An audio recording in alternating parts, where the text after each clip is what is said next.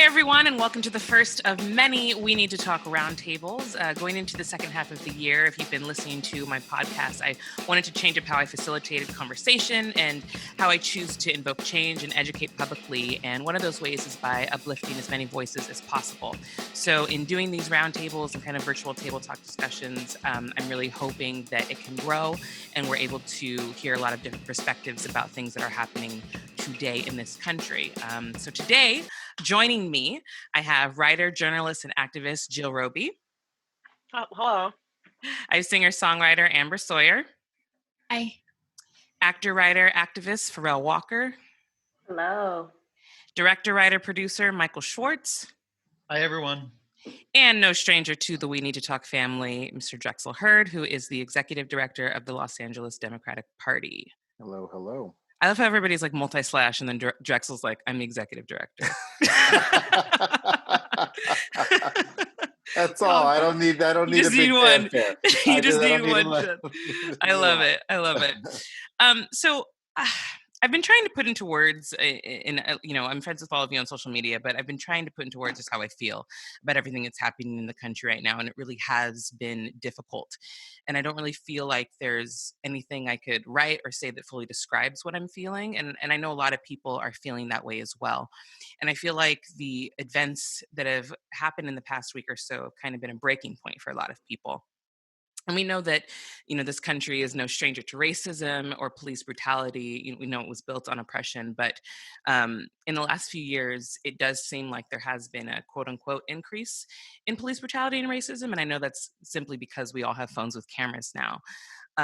So before I get into, though, the George Floyd murder, which is really the situation that's kind of rocking the country at the moment, I do want to talk about another situation that happened in the past week in New York in Central Park with a woman named Amy Cooper and a man named Christian Cooper. Are you all aware of the situation, I'm assuming? Yes. Yeah. Mm-hmm. So for me, that situation really also made me sick to my stomach because with police brutality, I hate to say that we've become desensitized to it because it has happened so much.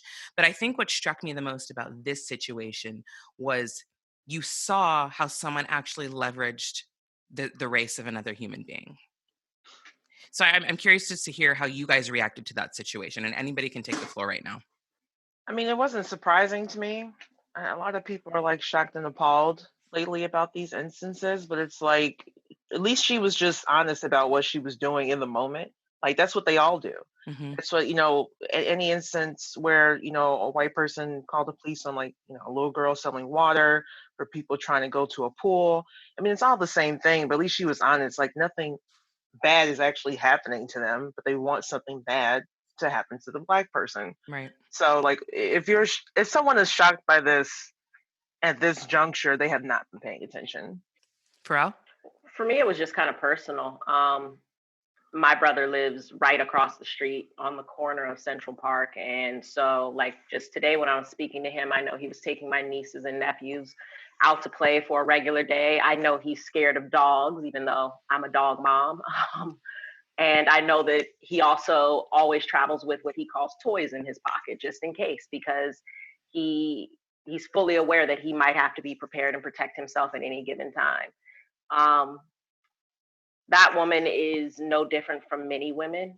I believe that it's not a random occurrence at all. I think that if I talk to any Black person, Indigenous person, or person of color on the street, I can find an instance that they've gone through where their race was leveraged as, a tool against them. Mm-hmm. And so, yeah, I wasn't surprised. I think my issue always is that the hurt never ends for me.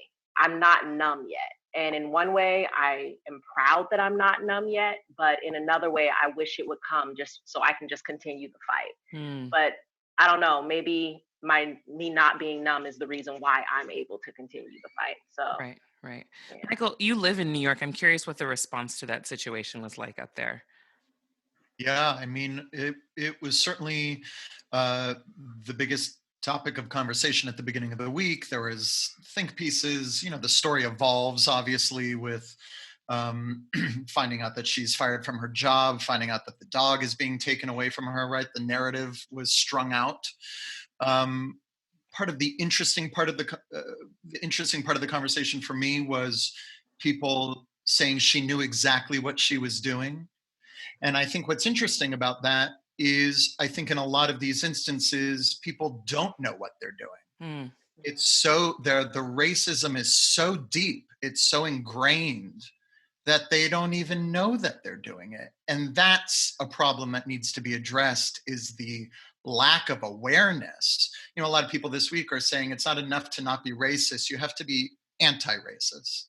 And I think that that is a really valuable part of the conversation. You know, then things came out that she has a history and that she's potentially mentally ill. And then that sort of opens a whole other box, because it's too easy to demonize mental illness. Malynda, you know, a lot of my advocacy is also in mental health, along with the issues that we're talking about here. So I think it's too easy an outlet to demonize mental illness. And I think it's important to separate racism and how it's ingrained in people and in our country. And that is its own conversation. I'd like to that, if that's okay.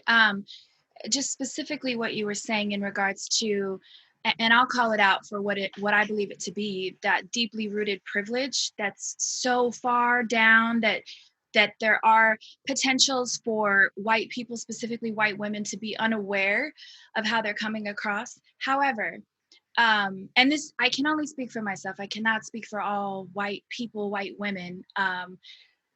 I'm at a point where I can no longer accept or condone that as an excuse.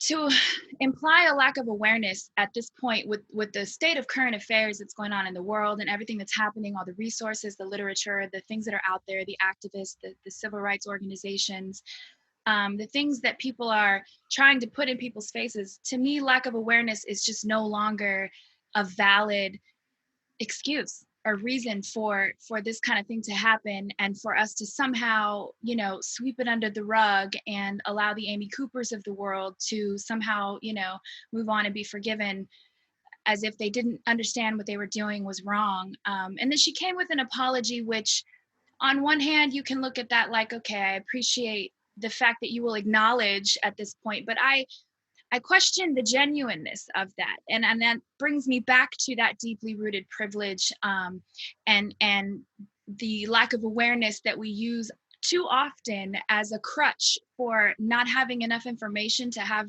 basic human capacities about us. To me, there are some things that you don't need a research book to discover. There's some qualities and basic commonalities that we share as human beings that you don't need someone to tell you or someone to teach you. Things instinctually that we're born with. When you look at videos and pictures of children that are not the same color, you don't see this division and this sort of like privilege air between them. I just posted a video of that this morning, and I'm sure we've all seen the cute little video of the little white boy and the little black boy running towards each other and embracing at some point.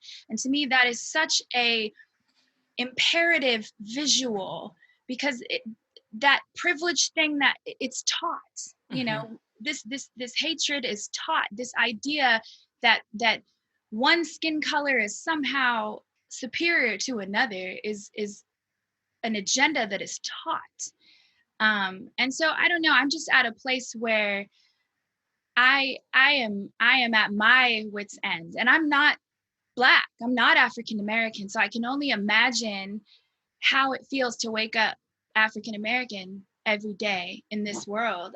It's just, I'm disgusted, and I was disgusted watching that video of Amy Cooper. Was I surprised? No.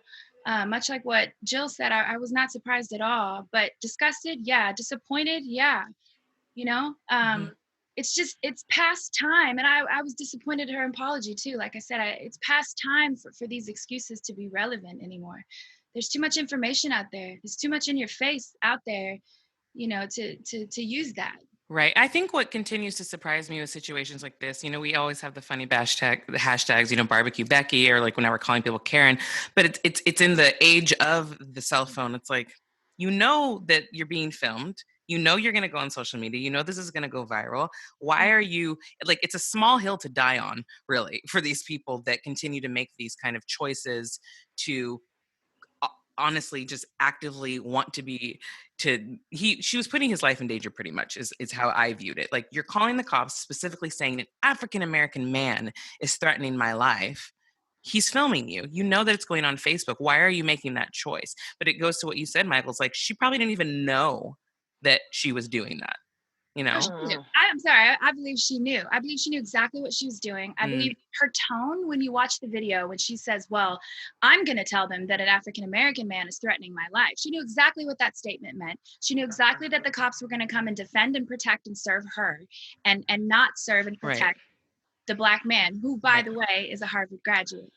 And he was bird watching. Like, how threatening could he possibly be? Just the idea, you know? The idea that we even, and I was talking about this again this morning, that we celebrate the fact that he's a Harvard graduate. We should absolutely do that. But the fact that that is somehow worthy of a celebration is even privilege deeply rooted in itself. Well, what makes him any different to be anyone else that can graduate from Harvard? So to me, it's all, she knew exactly what she was doing. Right. It's Go ahead. Yeah, go ahead. Yeah. There's this this narrative of like, oh, it's mental illness, or oh, they don't know what they're doing. Like, this only specifically applies to white people, and believe me, she absolutely knew what she was doing. People brought up the fact like, oh, she's a Democrat, she donated to Obama. Doesn't mean anything. No, Trump was a Democrat. Yeah. That's where all the cool celebrities are. It's with the Democrats. So like, oh, it's like it's some sort of big deal.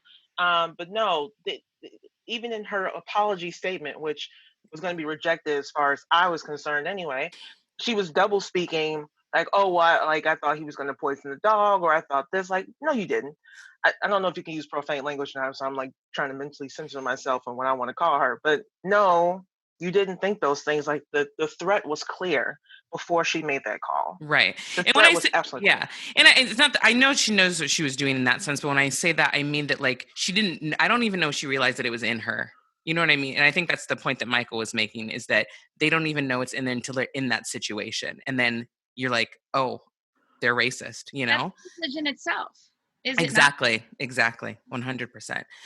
Drexel, so for you, I'm curious, your thoughts. How would you connect the Amy Cooper situation into situations with what happened with George Floyd? I think that one of the biggest things that we talked about at the beginning was exactly the reality, which is everything is being filmed right now, right? And I think for a lot of people, what we saw in Amy Cooper, the Chris Cooper situation, was the tick that turned Amy Cooper, and the tick that turned, and then the literally watching a death of somebody on camera, which ended up being George Floyd. I think what's been happening is that we've seen a lot of videos, we've seen a lot of camera shots of a situation, but never witnessing it from a first person viewpoint. In terms of what happened with Amy Cooper, it was in person, first person, a situation where we saw somebody turn in the moment. And to everybody's point, yes, I'm sorry, there's sirens behind me, because LA's, everything's going on in LA right now. And I live in the valley, y'all. So I'm not even in the middle of I'm like, what is happening? You're down the street from me. Right. You'll probably hear it in a second. But but for me, like, with everybody saying, yeah, she knew exactly what she was doing, you could see the intent in the moment. And I don't know that a lot of people have seen first person intent in a while. I think on the other side on the George Floyd side, we saw the intent of the cop in knowing exactly what he was doing in that moment. And then we saw a person take their last breath in the moment of what was happening. So if there's any correlation between the two of how mad people are right now, it is because we're witnessing things that and everything is going to the forefront of what we're seeing in the moment, as opposed to, hey, is this off of somebody's body cam? Is this, what are the multiple angles that we're all witnessing right now? This is literally like it's right in your face. In real time. You can't miss that Right. Right. piece of it. Right. And I think that is what is different. You and I talked about offline, why this time is different than other times. Yeah. And I think part of that is because we're witnessing, I don't think if you ever tell a white person, oh, this doesn't happen, it's because they don't ever see the tick and the turn that happens in real time. Right. Now we're able to see that turn in real time. And look, I think that it's certainly, we'll talk about the political ramifications of everything a little bit later, but I think, somebody brought up Amy Cooper being a Democrat. Look, just because you're a liberal doesn't make you not a racist. And Amen. and you saw those people who made the shift from voting for Barack Obama to the shift of voting for Donald Trump. And it was mostly out of those folks that voted for Barack Obama. Sure, they believed in Barack Obama, but Barack Obama was also the cool thing at the time. And when you're not the cool thing, Hillary Clinton was not the cool thing at the time. It's easier for you to go back to what you believe to be the next cool thing, and that's where a lot of white voters tend to be, because they don't have to deal with the a majority of the ramifications of a politician, as opposed to minority communities across the country. They're going to get theirs at the end of the day, and it doesn't. And whoever they vote for doesn't really affect their daily lives as much as it does minority voters and residents in the country. So. Yeah.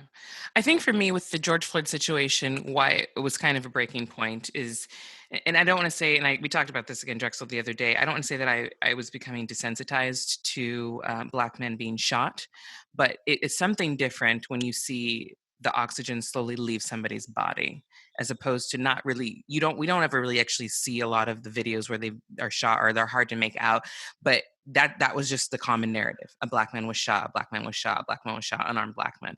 But this is somebody that is literally putting their knee on their neck and having no remorse for human life whatsoever. Like, the case can be made that these cops that shoot Black men they're fearing for their life, they acted quickly in the moment or whatever, but he's actively doing this, and for 9 minutes he did it. And I think that that's what was so disgusting to me to see, is that, and he had no remorse on his face. That was also the chilling aspect of this video, is that his hand is in his pocket while he's doing it. So I don't know if you guys feel that way, but that's why this was kind of a breaking point for me. It was like, you actually saw the lack of humanity in another person. And I was just gonna say, the other part of the George Floyd video that made it even worse, not that you could get worse, was the fact that he had 3 other deputies in his vicinity that didn't do their job to help that situation. Now, it's one thing for a reporter to be filming and not want to get into a situation. We see that all the time. Or the person behind the camera who was filming the situation that was happening on the ground, not to want to jump into that situation. But to have the people around, I don't even know the guy's name. I try not to remember some of these cops' names. Their names aren't the important ones. Yeah. So what I'm saying is, like, you got this guy whose friends or whose deputies around him just did nothing. And I think that's the other upsetting part about a story like that, where you've got people who are sworn to protect and serve. We just saw, I don't know if you guys saw the video. I can't remember what state it was because I just saw it. But there was a similar incident where a cop was literally just pulling another cop off of somebody else, and that just happened within the protests of what's happening in the last couple of days. So so if you can do that, you can do. If one person can do that, then everybody should be able to do that, and Right. That's what we didn't see in that video either. Right. So all across the country, where there are plenty of protests and riots happening. And Farelle, I would love to hear your first-hand account of what you experienced, because you were on the front lines yesterday, and Amber, you were there as well with the protests. So I'd love to hear from you guys how the protests in LA are going and what your experience was like. Farelle, go ahead and start. My experience was, we got there and it was like most protests that I've been to. It was peaceful. It was a good 1,000 people, probably, it seemed like, on the streets. we started at Fairfax and Beverly and decided we were going to be heading towards Beverly Hills. I was very happy already and appreciated the fact that we were not doing just downtown or an area where there is a huge predominantly Black or people of color neighborhood, because oftentimes the people who need to be faced with this the most are living in the other neighborhoods. So walking the streets and seeing Hasidic Jews, and it was very different from any other protest that I've been to in recent years, or ever. When we made our way back from Beverly Hills, and it's interesting because the crew of the Black Lives Matters that I was with that day, they had everyone kneel in front of the police station down in Beverly Hills, and finally we ended up getting up and making our way back, the long trek back. Most people had parked over there. No one joined all the way from where we were, so everyone needed to go back that way regardless. And we were met with a police wall. And we knew that it would be trouble once we saw the police wall. So there were, of course, some people at the front, saying, "Can we get through? Why can't we get through? We're peacefully protesting." I don't know what was said because I was too far back. However, I realized that we needed to go around. So everyone started going around another street. And that's when we ended up at the Whole Foods off of like Gardner and Melrose. And at that point, things got really ugly. Now, I will say that, and I've been very careful with this narrative because I don't like the attention going away from the protesters into whoever is looting or tagging a building, because these things are just really not important to me right now. But there were people I remember out there, a couple of people actually, who were tagging things, and you had so many people yelling at them, telling them to stop. There were moments where I saw people chased off. There was a moment where a gun was pulled on someone as a guy ran off after breaking a window. And so people were out there like, no, we're not here for that. I understand that might be your way of expressing your frustration right now, but please don't do it because it detracts and it's going to bring us more trouble. However, when we got to the Whole Foods, we started hearing a lot of fireworks. I had already been a witness to some cars that had been parked by the police as barricades, I guess, and they ended up being burned. But there was nothing that earned the result that we ended up getting quite quickly and swiftly as soon as we did reach that area. All of a sudden, that barricade, I was standing next to probably a 70-year-old man at one point in time, and he was like, "Baby girl, we got to get out of here because they're blocking us in. I have to get out of here." And he disappeared. I hear an explosion because I guess they're trying to get into the time. We ended up having to, I was too far away from the Whole Foods. Whole Foods is all the way in the back of a parking lot. There's a whole parking lot. You've seen a Whole Foods parking lot. It's not small. Whole parking lot in between that. And then you have on the street us having this wall. That wall just became so angry. And you had all of us taking a knee at one time. And then it became apparent we can't take a knee because it's not safe. Out of nowhere, an explosion went off. A woman comes running up. They're asking, does anyone have a first aid kit? She has blood coming all down her legs. We did happen to have a first aid kit, so we're bandaging her up. And at the same time, we're being approached by these cops, all in full riot gear, charging us with their billy clubs, telling us to back up, back up. We get her up, we back up, and they stop. And so we're like, okay, I guess we're good here. So protest continues for about another 2-3 minutes before they back up, back up. We start to notice this is going to be the rhythm of things. And at that point, I was like, I think we got to get out of here. It's not making sense. Things just aren't making sense. And from there, all you saw was bullets flying, because the National Guard came up with automatic rifles in a tank. And from there, we had bullets flying in every direction. They were firing blindly into the crowd. It did not matter. I saw so many kids who had gotten separated from their groups, kids crying, adults crying, people trying to snatch their kids that were there. And I managed to make my way to a side street. And I was like, I think we could take this street all the way up and find our ride that way. Like, we'll just walk up and we'll make our way back around to La Brea.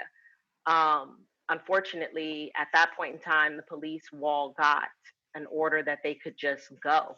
And out of nowhere, I see cops just running.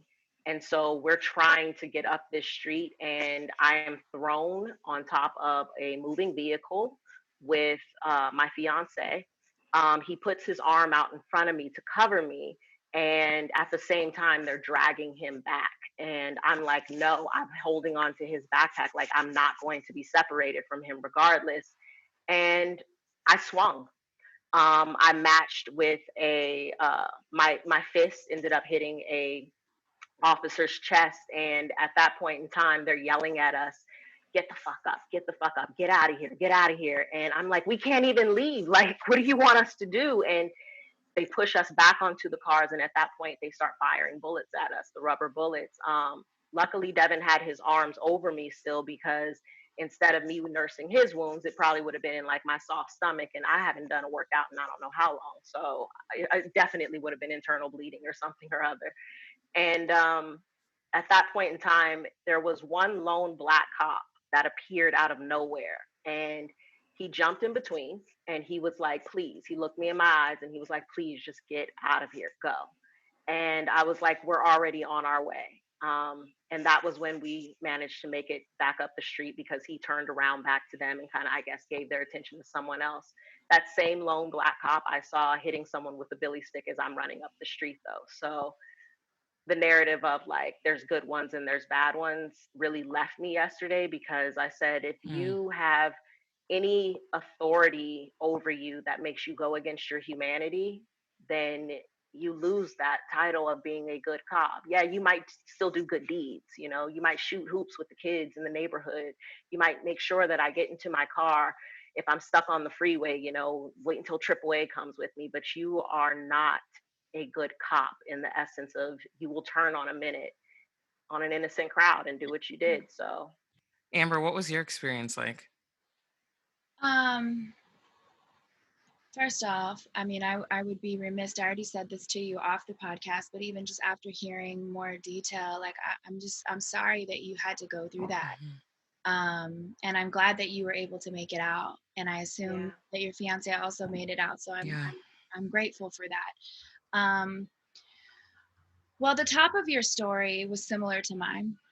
I arrived at the protest, and it was very much peaceful. I'll be very transparent. It was my first actual protest. I've always been an advocate, but this is my turning point as of recently, like you, Malynda, has caused me to take some bigger action steps. So this was my first actual showing up to a protest, and I'll be very transparent. I was nervous. I didn't know what to expect, but I was also fired up. So I was very anxious to show my face and be there, and first for support, and then second for education, and to be an observer, so that when I speak on things, I'm speaking from an educated place. That being said, I was really impressed initially.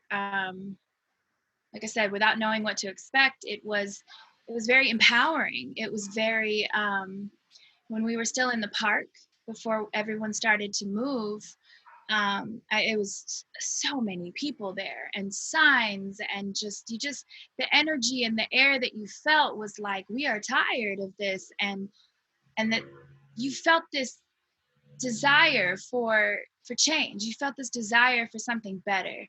And so it was incredibly inspiring initially. We started to march, and I was here for it. I was like, yes, like I felt, like I said, empowered. I did not like the reasons that we had to be there, obviously, but it felt very community oriented. It felt like a togetherness. There wasn't this division between people.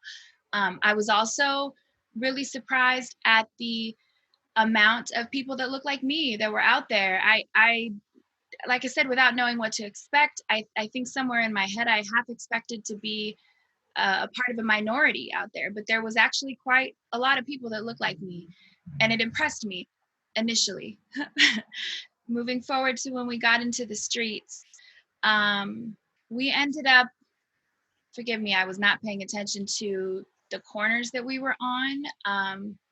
So wherever we ended up at this one point, the collective sort of stopped, and there was some speeches given. There was a 16-year-old girl who spoke, who I found to be incredibly eloquent. I don't remember her name, but she spoke from such an emotional place, but she said it just the way that she said it, she articulated it very well. And I thought it was well beyond her years. And it didn't even matter. It had nothing to do with the fact that she was Black. It had everything to do with her ability to speak from such a mature place. But anyway, I continued to just feel at that moment like, you know, maybe these things will have some sort of effect. Maybe people will listen. Maybe they will. And there was helicopters. At that point, I didn't see any police presence in the streets. At some point, the energy started to shift, and it seemed people were angry, obviously, you know, and that's okay. It started to shift, for lack of better words. I started noticing the police presence coming in on the streets, started to form sort of lines and barricades around different areas of the crowds. Crowds were kind of splitting off. Some were going down a side street and in around areas. Some were going on the other side. When one line barricade came, people were finding ways around that to go to the other side of that one. And then a lot of people were staying where we were. The energy started to become hostile, I felt. I started noticing as we lined up directly across from the officers, you know, there was a lot of like, white people to the front. So of course I'm rushing to the front because I'm like, that's me. I get up there, I'm face to face with the officers, and there's a lot of hostility coming from the white people that were around me. And I'm all here for being angry for your fellow human being, you know, and it should be coming from us at this point. It is no longer, it's never really been a Black issue. So I'm all here for us taking up for that.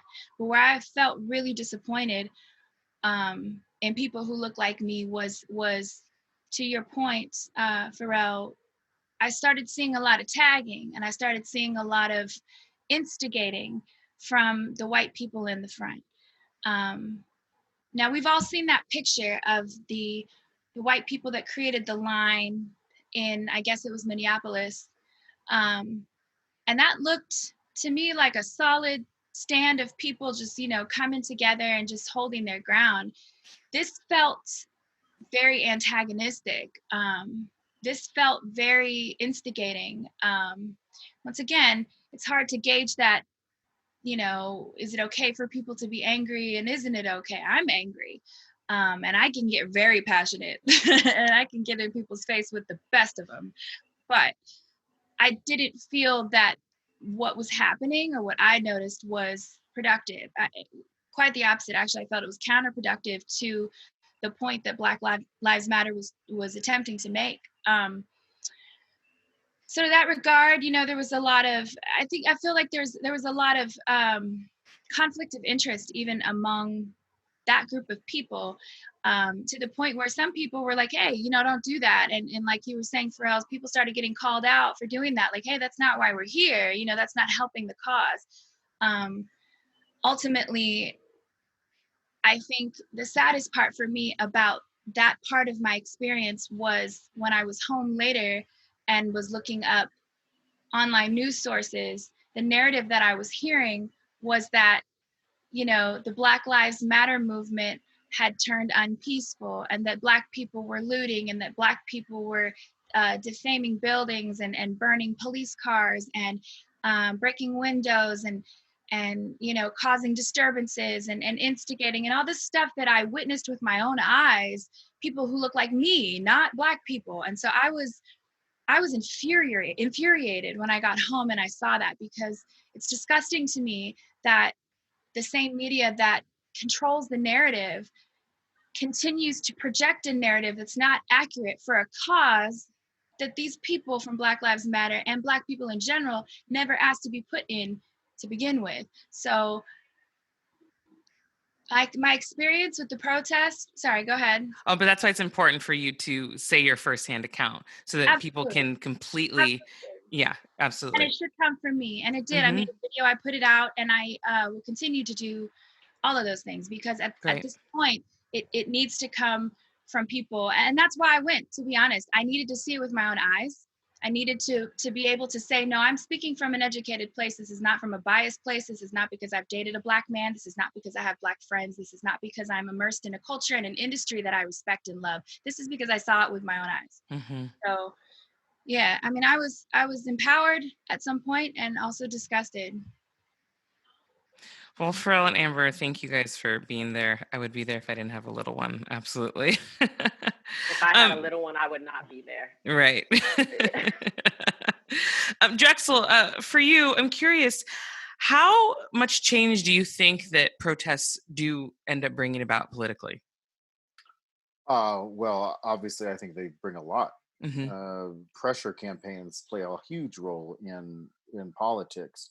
I don't think that I think that MLK, the March on Washington was a protest in itself. I mean that any civil rights action, was a form of protest, and then subsequently a pressure campaign. Same thing with the Stonewall riots in New York City. Those things were pressure campaigns, and we're still dealing with those today. So I think that protests, when I don't want to say when done correctly, but essentially when done right and when used correctly, have an opportunity. I think protests, and I say this, and you and I've had this conversation about Black Lives Matter before.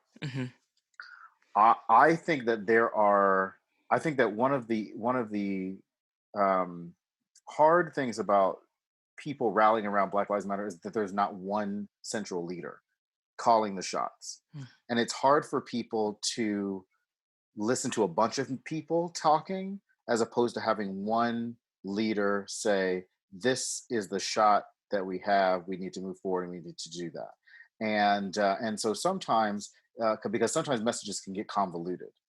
And so we already see that with the riots, people showing up and vandalizing and then tagging it to right. And Black Lives Matter. then you got Black Lives Matter LA putting out statements like, no, we were out by 2 p.m. Right. So I think that's part of it, because then, I said earlier, I was like, well, then who was everybody else from 2 p.m. to 10 p.m.? I can tell you what, Black people were not out there at 10 p.m. Okay. That's just not what people were doing, right? So if anybody was, looters and stuff like that that's happening out there, listen, I say the same thing about what's happening with our immigration conversation, right? Which is the reason you don't see a lot of quote unquote crime from the Latino community is because they're just not interested in that. Black folks aren't out there looting because, first of all, why would we want to put ourselves in that situation? And B, we certainly not going to attack our own Black-owned businesses. Like, that's just not something that the Black community is interested in doing. And so then it's like, who else is it then? Well, there's only a handful of people that it could be. But I think when it comes to putting the pressure on elected officials,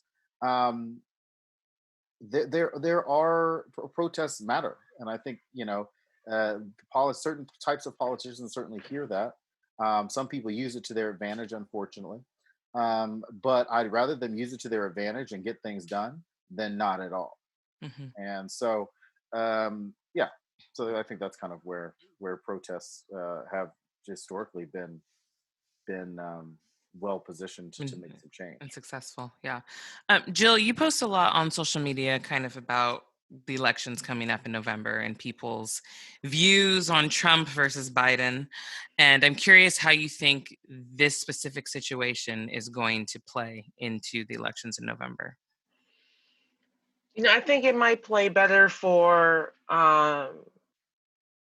perhaps white liberals and progressives. I mean, you know what? I really don't know. I don't understand the comparison. There is no comparison between Joe Biden and Trump. They're just not. Other than that, they're both two white guys of a certain age. It stops there.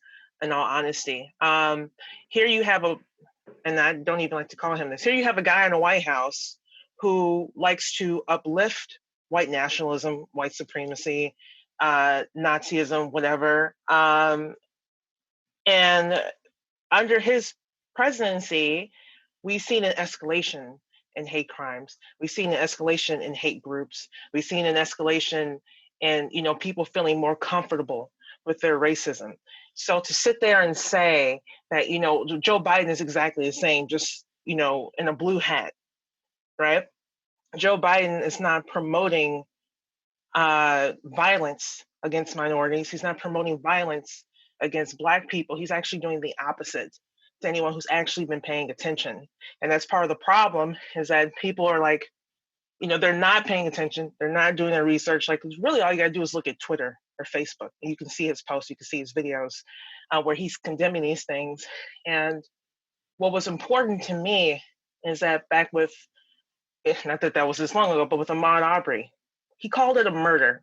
He didn't use, legal jargon, like, well, technically, like, he was killed, like, we can't say it's a murder till there's a conviction, blah, blah, blah, all that BS. He called it a murder. He called it for what it was. And to me, that is important for, the leader of the country to call things for what they are, and not to say very fine people, not to say, well, we didn't see the full tape, which is what Trump said. Oh, it looked bad, but we didn't, I don't know if it was edited, that kind of double speak and dog whistle language, which is what he does all the time. And for people to be blind to the fact that this is pushing the narrative of anti-Blackness. Mm-hmm. It's pushing the narrative of anti-Blackness blatantly so. And for people to not understand that, and they're Black people too, for people to not understand, progressives, Black people, white liberals, get your shit together. Pardon my French, but get it together, because this is also very important. Like, we are devolving. We are devolving in real time. And another 4 years of this man, It's just dangerous. It could be dangerous. Absolutely. Yeah, it's dangerous. And it's insane to me that people don't understand that they don't see it. Well, the DNC or the Democrats aren't going to change. Listen, Trump doesn't take accountability for anything, and he's a hateful person. Joe Biden is not a hateful person. That's it. That's it. The buck stops there. Michael, I'm curious your thoughts about the political aftermath. Yeah, about the political aftermath of this. Yeah, gotta vote. You gotta vote. That's what this comes down to for me. Is you don't like what your elected officials are doing, what they're standing for, show them the door. And that's why voter suppression right now is such an issue that we need to be talking about, which Trump is wielding every single day, because he knows if everyone voted, he knows he'd be out of here. Mm-hmm. And so we have to mobilize. We have to make sure that people can vote remotely from home, that we're going into towns and neighborhoods where people either for lack of a car or transportation, or they're not mobile, that we ensure everybody in this country has their God-given right to vote in this election. Mm-hmm. Yeah. Drexel, what do you say to people that feel like their vote doesn't matter regardless? And that's why they don't vote for president. They don't think that their voice is heard, their needs are heard. You hear a lot of people, and I've heard a lot of Black people, our own community, specifically when Obama was elected, like, oh, he didn't do enough for Black people. Or, Trump isn't doing anything for Black people, obviously. Joe Biden's not going to do anything for Black people. Like, what do you say to people that just think that voting doesn't matter? I think that's hard because everybody, like, we have, like, at this point, there's a moral reason why people need to vote right now. It's not even like, hey, I don't. It's not like even Joe Democratic. Biden. It's Republican, not even like, yeah. It's like there is a clear black and white situation happening right now, and what Literally. If you don't, literally, a black and white situation happening right now. And if you don't get out there and vote, you're going to affect everybody down the line. What I always try to, my job as the ED, we're the largest county party in the country. We represent 2.9 million Democrats in Los Angeles, and that's a lot.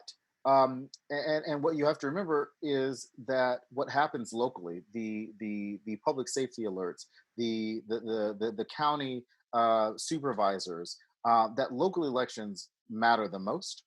And then what happens is that the money that gets funneled from the federal government into the states and then on down the line also matters. So if you want change in your area, in your local officials, and I'm only speaking specifically for LA County, is that the power structure in LA County starts at the supervisor level. That's not the same as it is in other cities.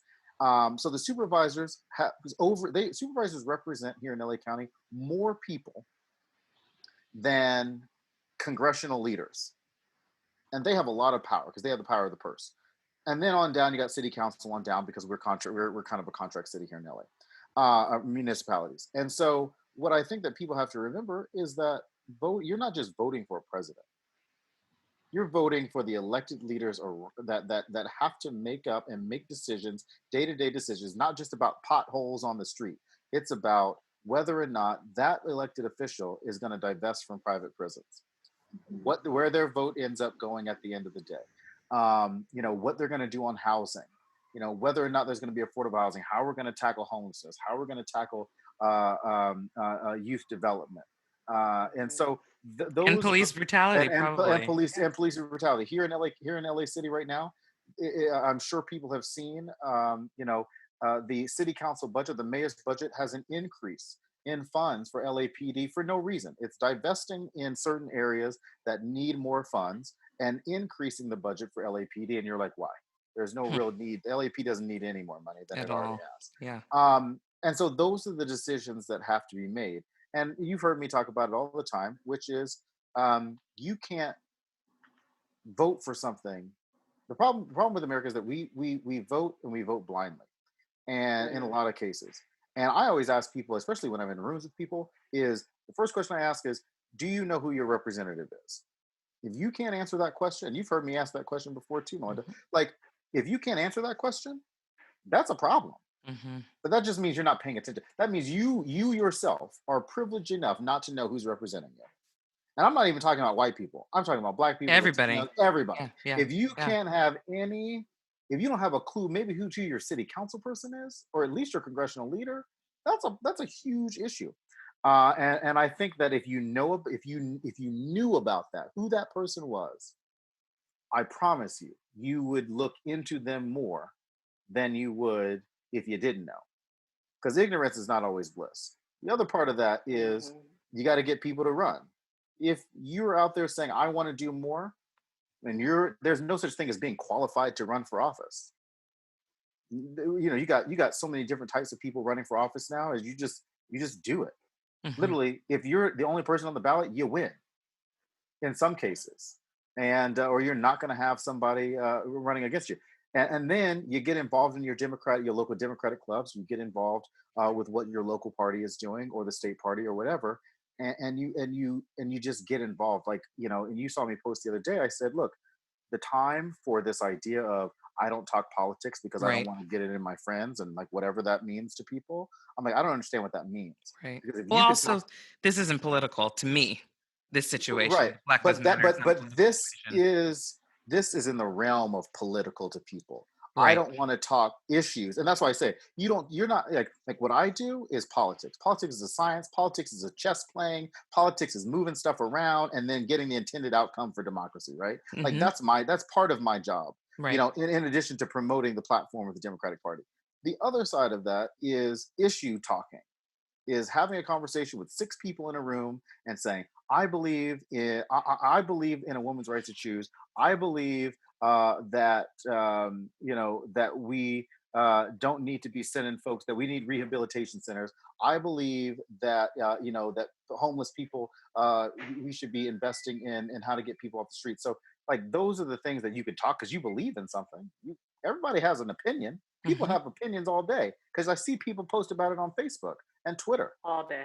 all Mm-hmm. day. And I'm like, the same people, and I'm like, if you put as, I almost just posted, I said, if people put the same amount of energy in what was happening in around this country as they did when the Tonys announced that they weren't going to be putting the Tony Awards up and that Grease was going to replace it on CBS. Wow. I, Wow. I mean, we might get some shit done in this country. You know what I mean? And I'm like, I mean, look, I don't want to see Grease as much as the next person. I've seen it plenty. But what I do want to see is those same people putting that same energy Right. into fighting the fact that Jada Essence Hall won RuPaul's Drag Race the other day than I would in what's happening in November. Yeah. Yeah. Apathy is a big thing right now. It's really plagued the nation in so many ways. And my mother owns a large petition company that basically has gotten numerous things on the ballot across the nation. So I run a lot of voter campaigns. We got felons their right to vote in Florida. We are behind every state that has legal marijuana, basically, except for the ones that chose to do it within their own legislation. So I'm used to getting these conversations, and I hear it time and time and time again, my vote doesn't matter, my vote doesn't matter. Mm-hmm. And I always have the same words as you do, except for when they tell me things like, well, if it matters, then why have we lost 3 elections to the Electoral College? And in moments like that, I don't know. I don't have an answer for them. Exactly. Because, exactly. and that's the only time, but I feel for them. I really do. And it never discourages me from telling them, well, forget the presidency. Like you said, who's your councilwoman? What's going on in your little community? Because that matters probably and it impacts you also more often than what the president does. Sure. Not this president, because Right. he's going to be getting, Supreme Court justices and stuff. But yeah, and I would say to help that answer, I would always say, hey, look, there are states across the country that are moving legislators, or I'm sorry, state legislative houses that are moving towards making the electoral votes of their state correspond with the popular vote of their state. There are states that are doing that. So if you can realize how important state senators and state assembly members are to getting to the question of what about the Electoral College, you've got states that are already moving towards that, towards rectifying that problem. But it has to start within the state. And if you don't know who your state legislator is, then yes, you are going to have an issue with the Electoral College down the line. Right. But we can't. But it's going to be a slow crawl. I mean, you got to think about the ERA, for example. The ERA still hasn't passed. The Equal Rights Amendment still hasn't passed. So the idea that the next fight is the Electoral College, like that's going to be an equally long fight over the next few years as to what we can and cannot do. I mean, Virginia just ratified the ERA last year, and the ERA fight's been going on since the 70s. So that's kind of what I'm saying is like it takes a long time. People are just this social media era has really fucked us all up, where everything is so instant and everybody wants like something so quickly. It's instant gratification. And you're like, that's not real life. Right. Like, we just have to condition our friends to say, you can't get it now. This is not how this necessarily works. Just because you vote somebody in office doesn't mean you're going to get Medicare for all in the next 4 years. Like that's not how that works. Right. And so but what I can tell you, what'll change is the culture permeating from state houses, permeating from the White House, permeating from your city hall about how we do things going forward. And those are the things that have to change first. Michael, yeah. Yeah, I just want to add one thing off of Drexel, which is our elected officials are not our saviors. We can vote, but we got to do the work too.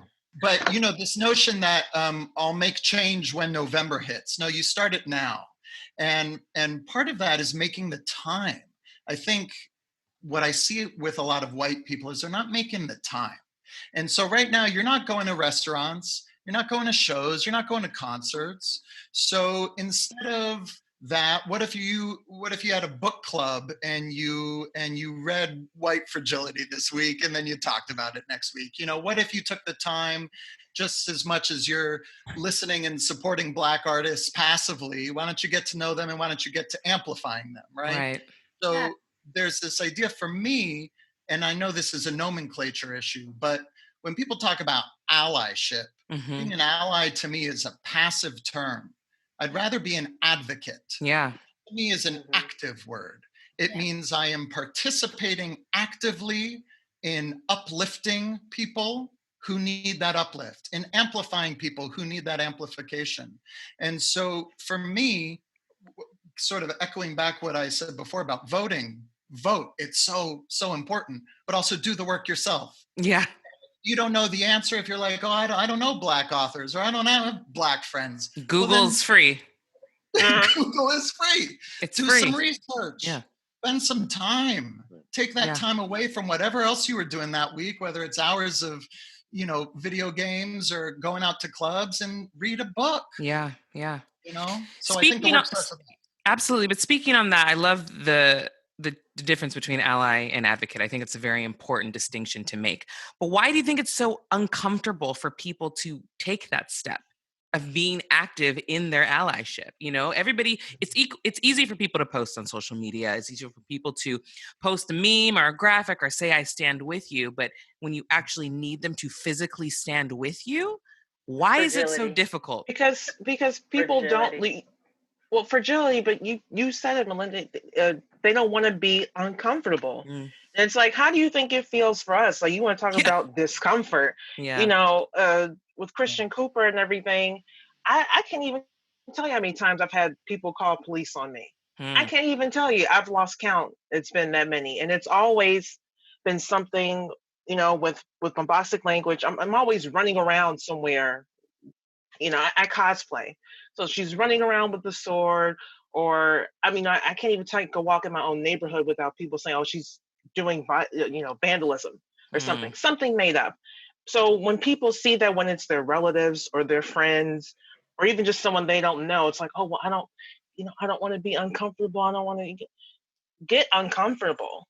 Like, that is a small ask in the grand scheme of things, especially when you're talking about somebody's life, potentially. Yeah. Be uncomfortable. Yeah. Right. I think the other part of that uncomfortability is not wanting to be attacked from different angles.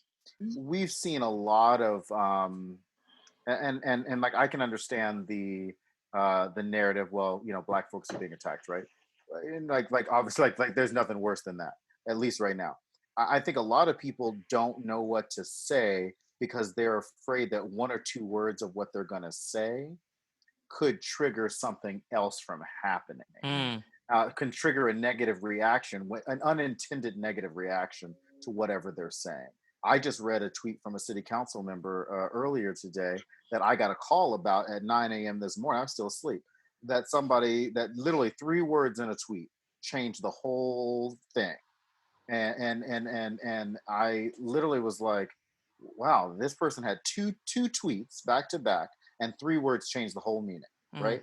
And so, and I think people have to realize that, especially in elected officials, you know, that their words could have consequences, and they just have to be a little bit more careful about what they're saying. But that's probably another reason why you don't see people doing or saying more, because they don't want to be perceived as just not doing it right. And the amount of calls that I've personally had from my white friends and text messages being like, I don't know what to say, excuse me, it tells me that they just need a little bit more guidance on what to say. And I told them the whole time, I said, you don't have to do anything. You don't got to get out there. You don't gotta like, you know, post about your upbringing and your racist life and how you turn the tides. And nobody wants to read all your short story on any of that. Like, we don't got time for that, you know. And just, you know. And I always said, you know, I sent out 2 big emails, one from the county party and one from a couple other groups that I'm on. And I said, you know, uplift the Black leaders, voters that are in your area. That's all you got to do. How about you just retweet? Just do a little retweeting every once in a while. I know you don't follow that many Black people. I know you don't have that many Black friends, but maybe it's time to find some and start to follow a few people. And and to Michael's point, like, I said the other part of that is you could be a strong ally and not be a savior. And I think so many people want to be the savior. And so my suggestion is, why don't you take that savior urge and put it towards voting and put it towards getting people to vote? Why don't you savor that? Why don't you save that piece of it? Because don't try to save Black people, because we can save. We've been saving each other for a while. For a long time. For a long time. I don't need you to save me. Right. What We saved ourselves. Is save us from what's happening around us. Right. From the. But I think there's something to that. Mm-hmm. There's something to the savior complex, though. That keeps them in a position of stagnation, because from jump, white people are taught that they are this savior. And we are taught coming into the world how to maneuver around all of the racist things that we are going to have to and they're born into the privilege. Over. Yeah, and so it's like not knowing that and it's not about you being our savior in this. We have to be at the forefront of the change that is going to impact our people. We have to hold those positions, and you have to, for once, sit back and learn. Shut up, sit down, and take this lesson. But that is race-based stress, and that is the core of white fragility. Race-based stress is something that we have been navigating our entire lives, in the womb, in utero, all the way out through the canal and out into the world. When they slap your butt, you are already dealing with race-based stress. They are not. And so it's very, very hard. And I can't imagine having never had any of the lessons that I had to all of a sudden be told in my adulthood, that I'm a racist, or I'm upholding white supremacist ideologies, or any of the other things, I mean, I get chills thinking about how I might react and how that might make me feel. Like, no, that's when you immediately hear but I do have Black friends, and my one Black friend, she really loves me, and the excuses that all of a sudden come out to defend themselves because they don't know how to even move forward with that information. It's personal to them versus you just sitting down and taking it. Exactly. And that goes back to the Amy Cooper story. You know what I mean? Like Amy Cooper, who was conditioned to think that she was not that person, and then reality reared its ugly head. You're put in the situation, and it comes out. I think the other part is just to tell folks, look, there's only one savior, and I can tell you it's not you. Okay, you know what I mean? That's it. That's Amber, you were gonna say something earlier. I have so much I want to say, but first off, I mean, this is helpful even for me, and I like to I will say very openly that I would have liked to consider myself an advocate and an ally for some time now. Suffice to say, I feel like I was invited to the barbecue years ago. However, I, even in all of that, am very much aware that there's so much that even I don't know, and there's so much yet still to learn. And even in all of that, if I ever get to a place where I have some level of understanding, I'm never going to be Black. So at the end of the day, like, the bottom line is, whatever I am able to understand will never be a full, grasp of what that is like. So, gosh, I think that there is, what I'm noticing, and I'll just speak to my experience recently, in trying to connect with other people who look like me and figure out what we can do, or say, or not do, or say.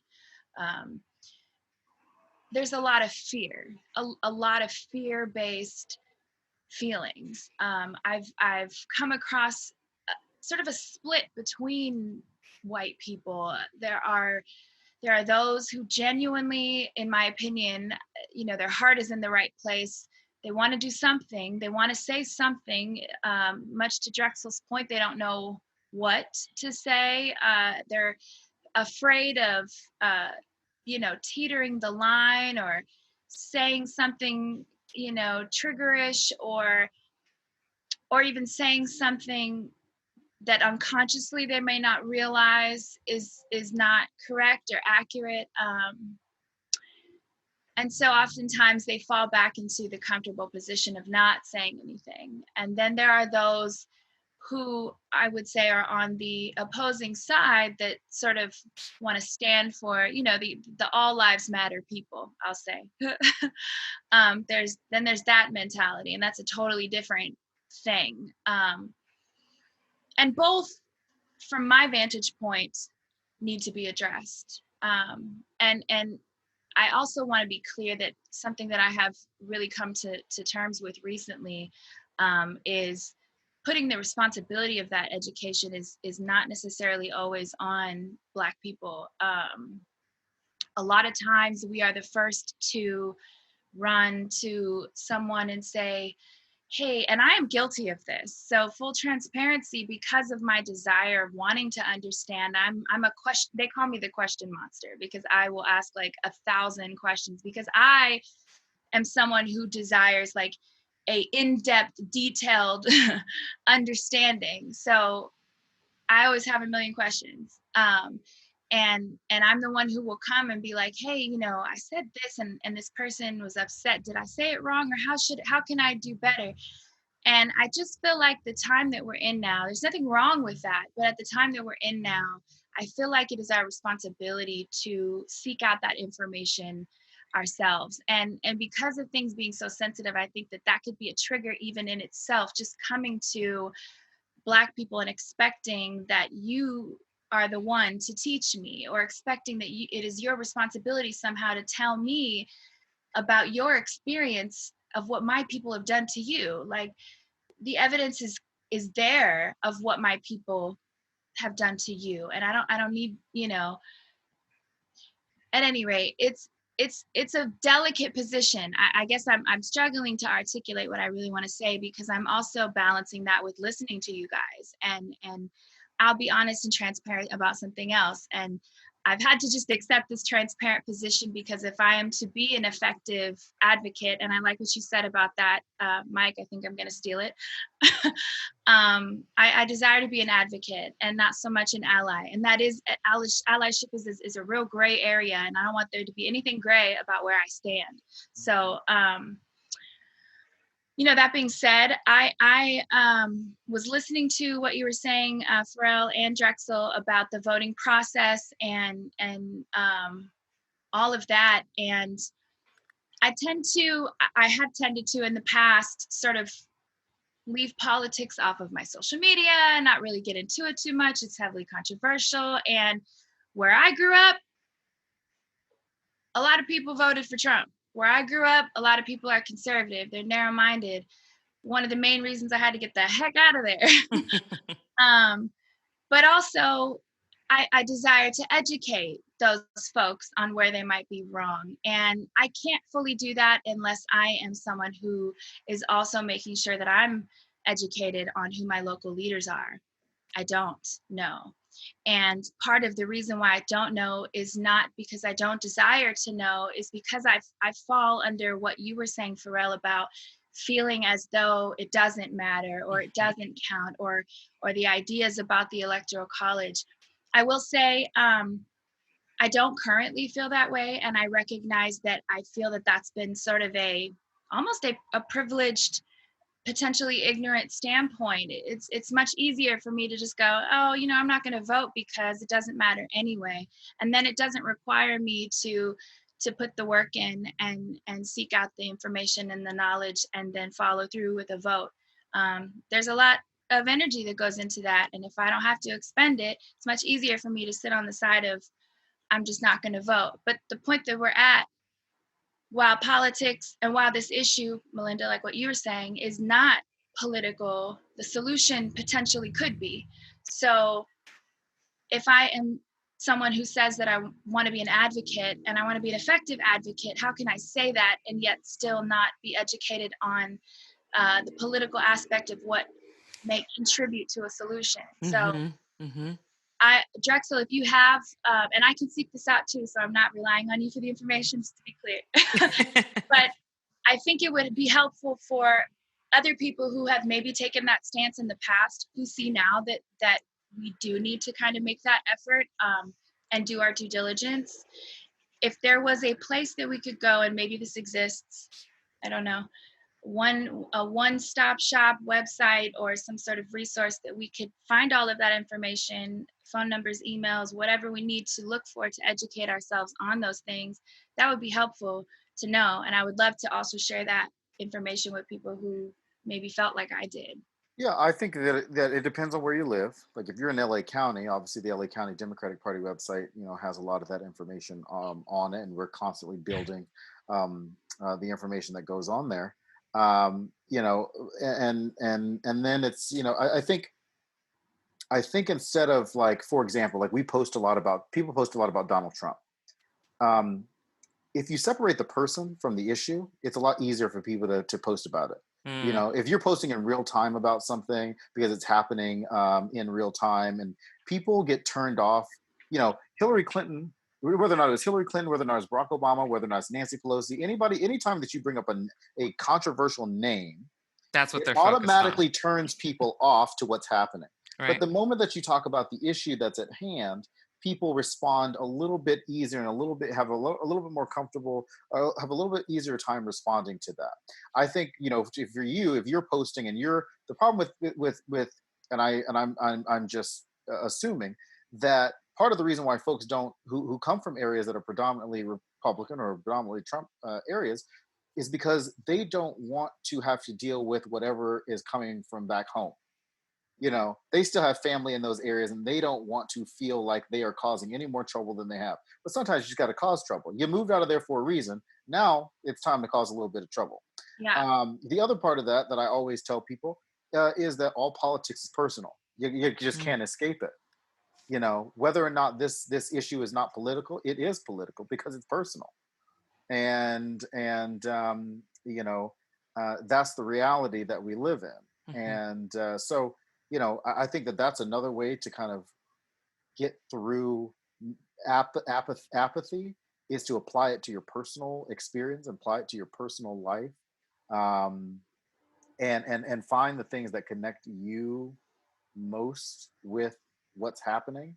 And then your friends, each of us have different, Malynda and I talk about AB5 here in California. That's affected so many independent contractors. That's a personal issue that is affecting so many people at the state level. That has nothing to do with Nancy. That has nothing to do with Trump.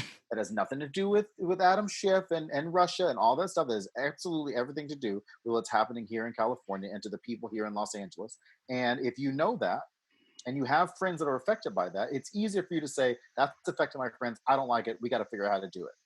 We got to figure out how to make change in that. So, I would always say, find the things that are important to your inner circle. Start there, and then go go from there. Yeah, that's sound advice. Absolutely. Before we wrap up, I do want to kind of go around individually, because I think it's important to say what you guys think is next and what people need to do in order to move forward and move past this. We've seen protests before. Black Lives Matter isn't a new movement that's been happening.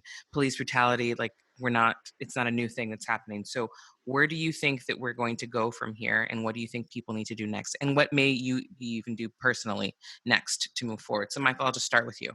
Oh, Lord. So I can't get over this video I watched this morning. Of a 31-year-old black man talking to a 40-something black man, and then a 16-year-old black man comes in. Yep. Teenager. Yeah, it's unreal. And the thing I can't get over is the guy in his 30s saying to the 16-year-old, and Malynda, I've worked with a lot of high school age black men and men of color through All-Star Code, was saying to this 16-year-old, find a better way, because this ain't working. Find a better way.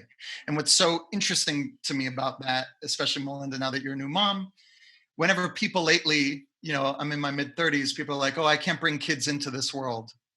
And I say, yeah, but what if they're the generation to change it? Mm-hmm. What if this new generation is the pivot point? Who knows? I'm an optimist.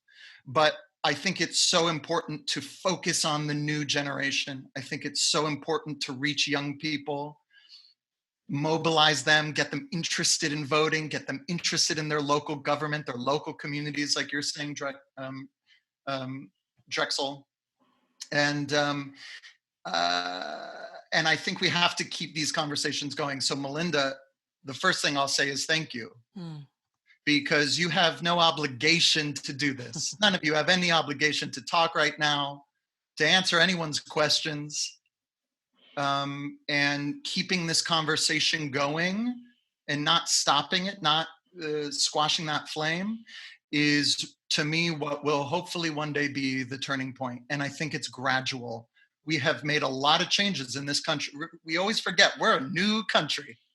We have made a lot of changes pretty quickly, and we want them to be quicker. So we got to keep going. We got to keep going. And I think a lot of that is with young people. Jill? I think this whole thing has created an overt turning point. I call it more of a rebellion at this point after so many, deaths, murders. And frankly, right now it's nice to see. I thought the turning point would have been Tamir Rice, 12-year-old boy, murdered in broad daylight by cops. Nothing happened there. So the only thing I think right now I feel like I can do, and I hear this come up a lot, is to educate where I can. I may not be diplomatic about it. I don't feel obligated to be diplomatic in my approach, but I think it's important to educate where if you see someone who may be open to listening, and a lot of people aren't open to listening, but I will make it, my business to educate those who are. Otherwise, someone else will be speaking for me. Someone who doesn't understand this experience, and they may be giving misinformation. So I want to make sure that it's given the right way whenever possible. And while that is an emotional labor, it's just, it's small compared to, and a lot of people talk about that. Well, we don't need to undertake this emotional labor. It's not our job to educate you. But when you think about the history of, civil rights and the things that our people have gone through, it's relatively small in comparison. I can donate that time when necessary, and I will continue to use my platforms, my voice, and my writing to just try and lead people in the right direction if I can. Great. Farelle? Well, I always start with my art. That is my gift, that is my talent, and I believe everyone should definitely start where their talents lie. And that is what I want to do with my acting career, my writing career, is to continue to create projects and have conversations that are uncomfortable but are necessary. So I also thank you, because I am a big fan of Grace Lee Boggs. I don't know if any of you are familiar with her, but her work was profound. And one of the main components of her work was dialectic conversation. And it's so necessary, like now more than ever, to be having these types of conversations. So that's I'm always wanting to be a part of those things, topics that will always involve race, identity, and personal transformation, because I think that our how we speak to the evolution of ourselves is very important, in recognizing that where you started is not where you have to end.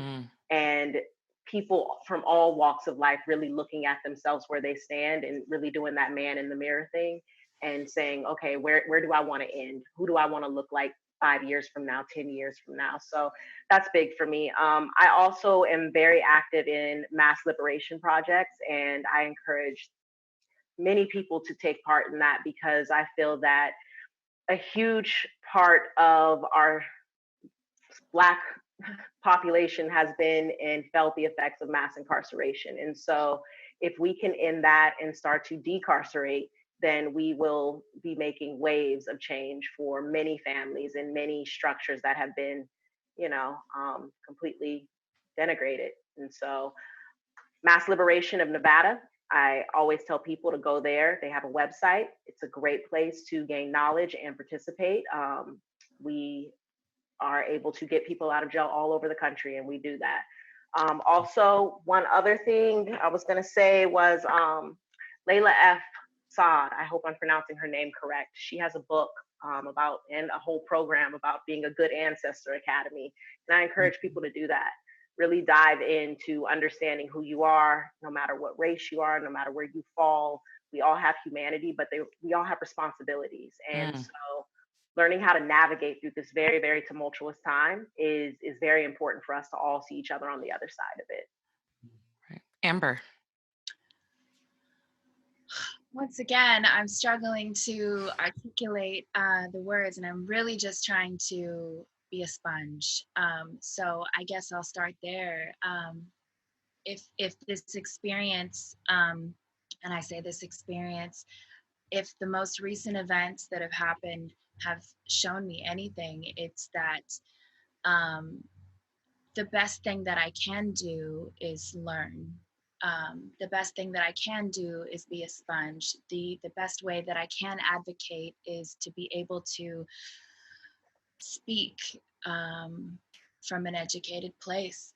And I feel like I said that already, but at this point I've had to accept that there may be, like I said before, even things about my own experience and privilege that I was unaware of. I have to get, as someone else said, uncomfortable. And I have never been afraid of being uncomfortable. I have quite the personal story, but like in general, I've always sort of ran towards things that were either different from me or somehow scared me, because I've found the greatest blessings and joys on the other sides of those. So that being said, I'm not afraid of the uncomfortability in this at all. And I'm also not exempt from it. I feel it. The conversations are uncomfortable. The trying to find the words is uncomfortable. Trying to walk that fine, fragile, touchy line right now of being white and not offending, trying to help. What do I do? What do I not do? Where do I go? So for me, I've just been trying to open up conversations, and which brings me to my also saying thank you to Malynda for having me on this and creating another platform for us to keep these conversations going. There, I think, hugely important to discovering, if we don't know, what needs to be done or what we can do. And for me, all I can do moving forward in that is be a representation for, I guess, a side that needs to advocate more. I keep struggling for the words because I have no way to fully express my desire to affect change. I don't want to be a savior by any means, and I relate to whoever was talking about that mentality as well. I've come across people that sort of are like operating in that way too, and it's like, hold on a second, like this is not, we're not saviors here. We just want to lend our voice and lend our hand and our support and take the action steps that are necessary to do something. But yeah, I think the best thing that I can do moving forward is learn and where we're here, hopefully in an upward direction. I would be lying to you if I told you there wasn't a part of me that feels like in 3 weeks this is going to blow over and there's a certain amount of people that are going to move on and go back to whatever they were doing before. My intention is to hold myself accountable and not become one of those people. I think I just want to make a point that we see that a lot. And I think that we need to make sure that this situation isn't one of those. And Drexel and I talked about this because he said the same thing the other day that, who's going to remember this in a week, what this week was like. And I think we need to continue to just pushing these stories and having these conversations so that people don't let it just die in the news. And Drexel, so we'll end with you. Listen, I don't think I can say a lot that nobody said. I think Farelle talked a lot about the things that are really important. So I want to make sure that part of that message doesn't get lost, because there's a lot of really good information and things that people can do, and I know that she's going to do there. I think, to your point, we all have a platform to use that we can use, so we just use it, and we allow our friends to be a part of that as well, and because then it's like a what are they, the mythology that where the head gets cut off and then other things grow, like the more Medusa.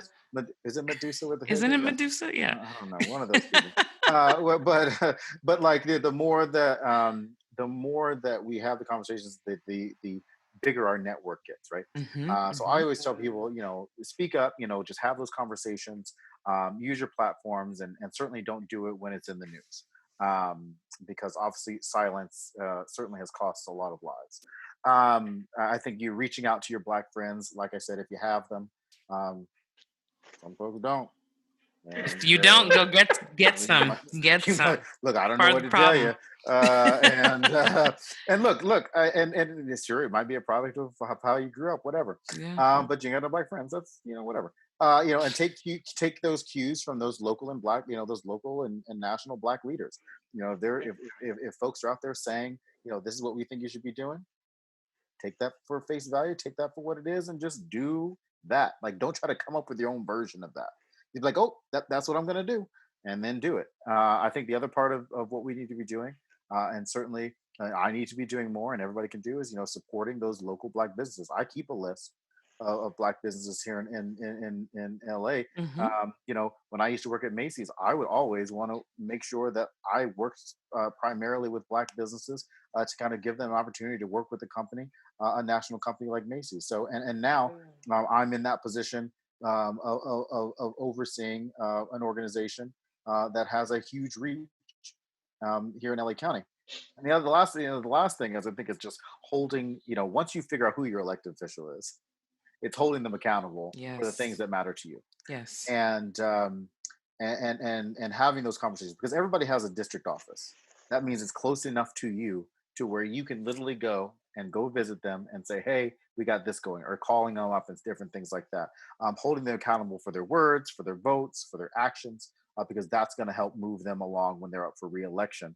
A lot of people, and I talk about this is my biggest sticking point when it comes to local politics, particularly at the level of racism and police brutality, which is who has the biggest stronghold over politicians: the police union.